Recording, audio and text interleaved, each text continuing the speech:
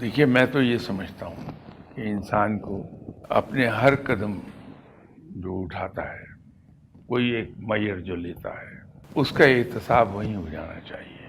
کہ اگر فرض کر لیجئے کہ میں کسی انسان کی غلطی پر میں نے اسے کچھ کہا ہے، تو اگر اپنا محاسبہ میں اس کے ساتھ ساتھ کر رہا ہوں گا کہ اگر یہی غلطی مجھ سے ہوتی تو میں دوسروں سے کیا ایکسپیکٹ کرتا. یہ آدمی بھی مجھ سے یہی ایکسپیکٹ کر رہا ہے، تو میں اسے آرام سے پیار سے ہنستے ہوئے کہہ دوں کہ یار اس کو اگر دھیان سے ہم کرتے تو یہ غلطی نہ ہوتی، ذرا خیال کر لیجیے.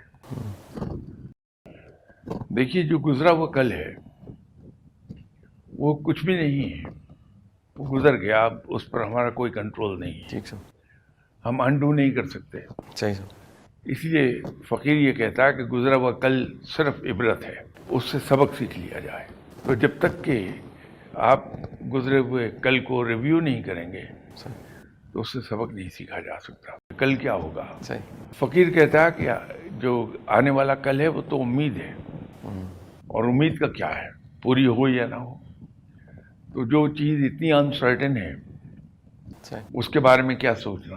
کیا بات ہے. تو وہ آج جس سے وہ گزر رہا ہے وہ اسی میں زندہ رہتا ہے، صحیح. وہ اسی کی فکر کرتا ہے.